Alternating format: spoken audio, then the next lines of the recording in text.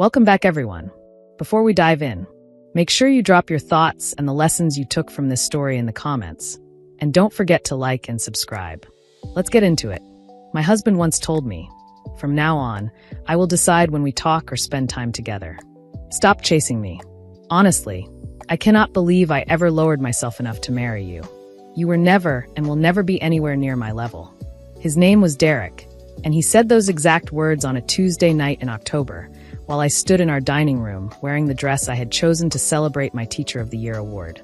Derek came home 3 hours late to the special dinner I had prepared, barely glanced at the table set with our wedding china and candles, and delivered what he clearly believed was an overdue correction to our marriage.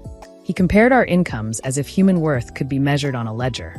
My $48,000 as a second-grade teacher against his impending partnership at a prestigious law firm, and declared we were not equals. Then he walked past me into his office and closed the door. I did not cry or beg or knock. Instead, something cold and precise settled inside me. If my husband wanted silence and distance, if he truly believed marrying me had been lowering himself, then I would give him exactly what he had asked for. So perfectly that 2 weeks later, he would be standing in my school lobby holding roses and begging for the woman he thought he had broken. That night, I walked back to the dining room and looked at the celebration I had prepared. The salmon on our wedding china was cold. The asparagus had gone limp. The expensive red wine sat open on the table. The candles burned low in their crystal holders. The whole scene shifted in my mind from a celebration into evidence of how thoroughly I had been taken for granted. I cleared the table slowly. I wrapped the salmon in foil and put it in the refrigerator, even though I knew I would throw it away later. I extinguished the candles and watched smoke curl upward. I put away the wedding china piece by piece, already suspecting we would never use it together again. Then I picked up the bottle of wine, poured it down the sink, and listened to $40 swirl away. It felt like an appropriate symbol for our marriage. I went upstairs, but not to our bedroom.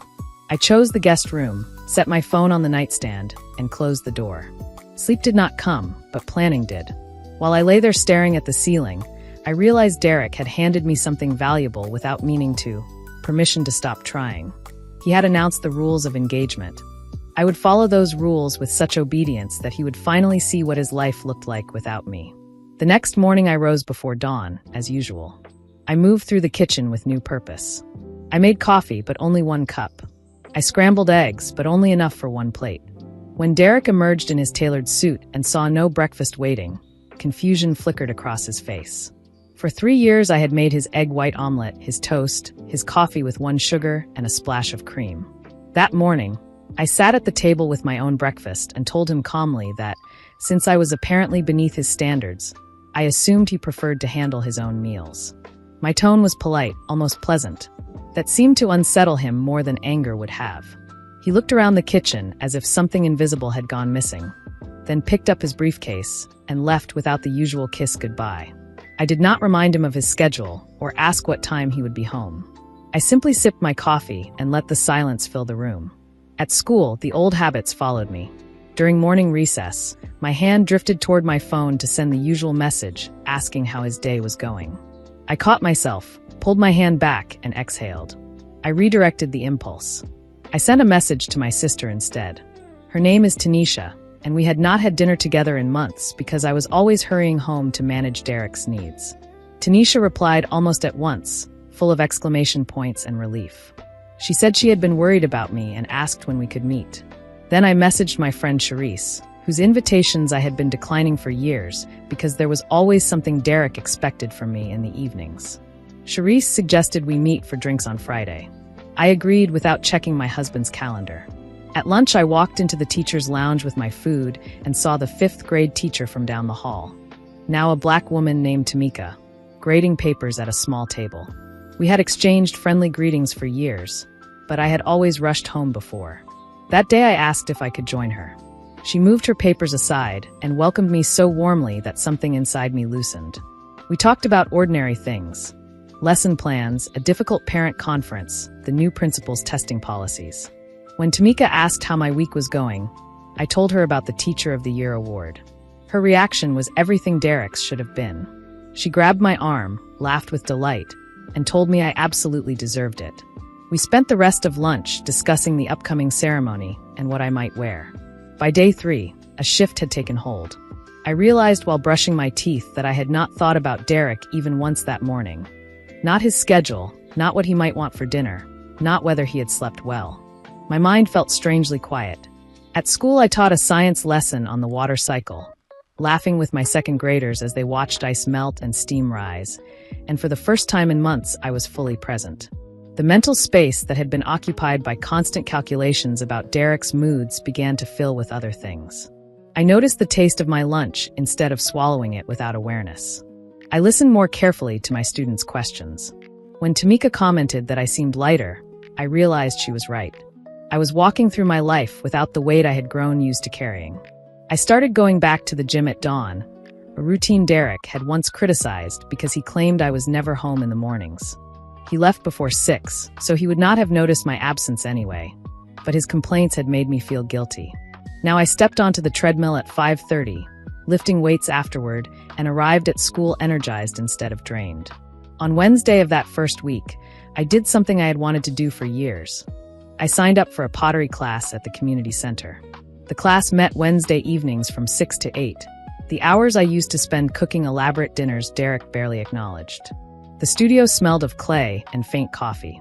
The instructor, a black woman named Evelyn with short silver hair and clay-stained hands, welcomed me with a warmth that felt like shelter. My first attempt on the pottery wheel collapsed into a shapeless mass. Evelyn laughed kindly and told me that was how everyone began. She said pottery required patience and a willingness to let things fall apart before anything strong and beautiful emerged. Then she mentioned, almost casually, that she had started teaching pottery after rebuilding her life following her second divorce. She said she needed something that was fully hers, something no one could dismiss or control. Her words settled over me like a quiet blessing. While my clay refused to cooperate, my resolve solidified. I was building something new from the ruins of my marriage, and this time it would be entirely mine. On day 7, during my lunch break, I drove across town to a bank Derek never used. My hands shook slightly as I opened a checking account in only my name. I arranged for a small automatic transfer from my paycheck that he would not notice. Slowly, quietly, I was constructing a financial safety net that existed entirely outside his reach. That same week, I met with a divorce attorney. Her name was Patricia Jackson, a poised black woman with sharp eyes and a precise manner. Her downtown office smelled faintly of leather and coffee. I told her everything, how I had supported Derek through law school, the 2 jobs I had worked while he studied for the bar, the loans that were still in my name, the words he had thrown at me on that October night. Patricia listened without interrupting, taking notes in tight, controlled handwriting. Then she told me, in a voice that left no room for doubt, that if I chose to end the marriage, I would not be walking away empty-handed. In our state, she explained, the partnership and resulting salary increase he was about to receive would be considered marital property, especially since my income and debt had supported him on the way there. While I was quietly gathering strength, Derek began to unravel in small, visible ways. In the mornings, I listened to him search the kitchen, cabinet doors opening and closing as he hunted for his favorite mug and the coffee that no longer waited. The mug sat unused on the shelf while he poured himself something from a cheap tin of grounds he had bought on the way home, baffled by the absence of the ritual he had taken for granted. On Thursdays, he used to come home to freshly pressed shirts and suits because I always picked up the dry cleaning after school. That second week, I heard him on the phone with the cleaner, irritation pricking his smooth attorney voice as he realized his clothes had been hanging there for days. The refrigerator told its own story. No more carefully arranged ingredients for his favorite meals, only the food I wanted. We moved around each other like courteous strangers. When we crossed paths in the hallway, I smiled politely and kept walking. In the kitchen, I prepared my dinner for one, ate it, and washed my dishes while he opened and closed cabinets, clearly searching for something familiar that never appeared. I did not offer help. I did not ask what time he would be home. I simply allowed him to experience life at the level he claimed I could never reach. Around day 10, our roles shifted again. My phone began to ring at odd times with Derek's name on the screen. The first call came at lunchtime in the teacher's lounge while I was discussing an upcoming field trip with Tamika and 2 other colleagues. I glanced at the screen, declined the call, and went back to our conversation about museum tours and student groups. That evening, my phone rang again during pottery class. My hands were deep in wet clay, forming the first bowl that looked like it might survive firing. I saw his name flash across the screen, let it ring until it stopped, and returned my focus to the spinning wheel. Evelyn's approving nod told me she understood more than I had said. Over the next 2 days, Derek called several more times. I answered none of his calls. Each ignored ring felt less like defiance and more like alignment with the rules he had set. He would decide when we spoke, and I would no longer chase him. When the calls went unanswered, the text messages began. The first asked if I was all right. The second expressed confusion. The third accused me of making things worse by refusing to respond. I read each message, set the phone down, and went back to my lesson plans or my book. The silence was not a weapon, it was compliance. Throughout those days, I was also documenting everything. In a notebook I kept hidden in my car, I recorded every dismissive remark, every instance in which he placed his career above our marriage, every moment of casual cruelty. I copied our bank statements onto a flash drive Patricia had given me, highlighting the pattern of my paycheck covering living expenses while his income and bonuses accumulated in separate accounts. 2 weeks after that October night, a Friday afternoon bell released my students into the noisy joy of the weekend. I was tidying my classroom when the intercom crackled and the front office asked me to come up. There was an edge in the secretary's voice that sent a tremor of unease through me. I walked the hallway past colorful paper pumpkins and handwritten poems, my steps quickening. Through the glass of the front office, I saw him, Derek, in one of his expensive charcoal suits, standing in the middle of the elementary school lobby with a bouquet of red roses so large it looked absurd in his hands. The after-school chaos swirled around him. Children, parents, backpacks, permission slips, but he seemed frozen, out of place and oddly small. The receptionist, now a black woman named Robinson, gave me a look that held sympathy and curiosity. A few teachers pretended to shuffle papers while openly watching. Several students had gone quiet, sensing that something grown-up and significant was happening. I straightened my shoulders and stepped into the lobby with a calm I felt all the way to my bones. Derek's face lit with relief when he saw me. He stepped forward, extending the roses like a peace treaty. His words tumbled out in a rush. He had been calling and texting, he said. He did not understand my silence. He had been under incredible pressure with the partnership review. He admitted he might have said things he did not mean. He suggested dinner at the Italian restaurant I used to love, insisted we talk and reconnect, said he missed us. I listened, aware of the eyes on us, and when he finally paused, I spoke clearly enough for everyone nearby to hear. I reminded him of his own rules. He had said he would decide when we spoke, that I needed to stop chasing him.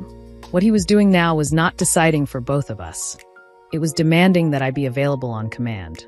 I told him that was no longer how my life worked. Confusion flashed across his features, quickly replaced by anger. He said I was his wife, as if that alone should secure my obedience. He called my silence manipulative and said I was emotionally abusing him. The accusation was so wildly disconnected from reality that a short laugh escaped me. For the first time, he seemed to realize his power had limits. I told him calmly that I was simply honoring his wishes and that I would continue to do so. Then I added one more fact, the one designed to end any lingering illusion of control. I told him I had moved into my own apartment. I emphasized the word. My apartment, a place he had never seen and had no authority over. The color drained from his face. He repeated the words as though testing them for flaws. I assured him there were none. I said I would be going back to my classroom to finish my work and then to my apartment to enjoy a quiet weekend. I suggested he return to his office and begin adjusting to a life in which I was no longer responsible for holding it together. Then I turned and walked away down the hallway. Behind me, I heard him call my name, the sound thin and unfamiliar, edged with panic. I did not turn around. In my classroom, I closed the door, leaned against it for a moment, then crossed to my desk where my Teacher of the Year plaque waited. I looked at that small rectangle of wood and metal and knew with sudden certainty that I had chosen correctly. The following Monday, while I was guiding my students through a math lesson, Patricia sent a single-word message to my phone. Delivered. Derek had been served with divorce papers at his law office late that morning, in front of colleagues and partners whose opinions he cared about more than mine. The consequences of his choices had finally arrived in his professional sanctuary. That week I changed my phone number, blocked him on every social platform, and signed a lease on the one-bedroom apartment with exposed brick and wide windows I had chosen on my own. Patricia and I met with a realtor to list the house I had turned into a home while Derek treated it as a hotel. The financial documents we assembled drew a clear picture of 3 years of imbalance. News filtered back to me through my friend Charisse, and later through Derek's sister, Nicole, who met me outside the school one afternoon. Nicole admitted that Derek had been telling their family for months that our marriage was essentially over, that he had married beneath his level and would leave once he made partner. He had never imagined I might step away first. The divorce unfolded exactly as Patricia predicted. Derek hired his own attorney, a black woman named Angela Brooks, but even she seemed uninterested in waging a war he could not win. The settlement awarded me enough money to pay off every student loan I had taken to support him, a substantial portion of his partnership bonus, and half the equity from the sale of the house.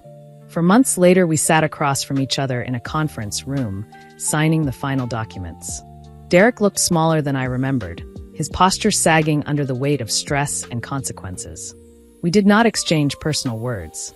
When everything was signed, I walked out into the cold sunlight with the papers in my hand and my maiden name on the last line. 6 months after the divorce was final, I sat in my apartment on a quiet Saturday morning, drinking coffee exactly how I liked it, strong and black, in a mug I had made myself in Evelyn's class. Handmade bowls and vases lined my shelves. Books filled a corner bookcase. Deep blue curtains framed my windows. The space felt calm, considered wholly mine. At school, I poured my energy into my students. My lesson plans were more creative, my patience deeper. The other teachers treated me with an extra degree of respect after witnessing that lobby confrontation. My sister Tanisha and I met for brunch every Sunday. Charisse and I shared long conversations over wine. Tamika recruited me into a book club. My life expanded into the space Derek's absence had created. One evening, Charisse called with a final piece of news from the law firm gossip chain. Derek's partnership had been delayed.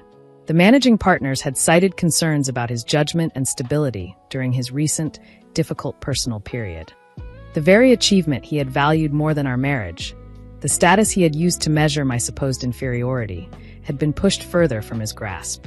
I listened, nodded, and realized there was no triumph in me, only a quiet sense that the world sometimes balances its own scales. I told Charisse I did not need any more updates about his life. Derek was no longer a central figure in my story.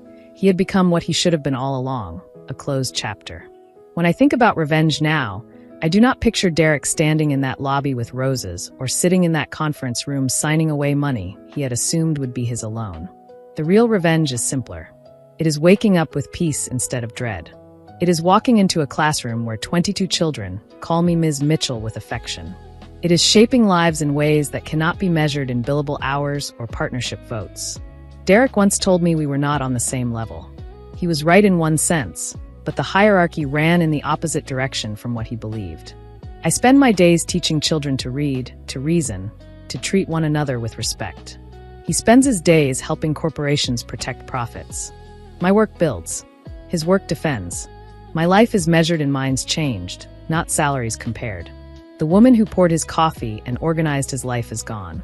In her place is a black woman who knows her worth, who signs her own lease, makes her own breakfast, and chooses her own peace. The silence he demanded became the distance I needed. He wanted a wife who would always be there, no matter how little he valued her. Instead, he taught me how to leave, and how to live very well without him. If you enjoyed this story, please like, comment, and share this video with your friends. Subscribe and turn on the notification bell so you never miss a powerful story drop.